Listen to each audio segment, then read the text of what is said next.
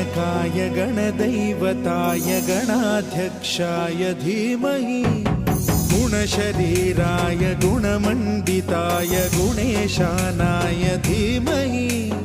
गुणातीताय गुणाधीशाय गुणप्रविष्टाय धीमहि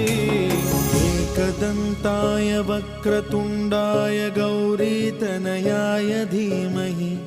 गजेशानाय भालचन्द्राय श्रीगणेशाय धीमहि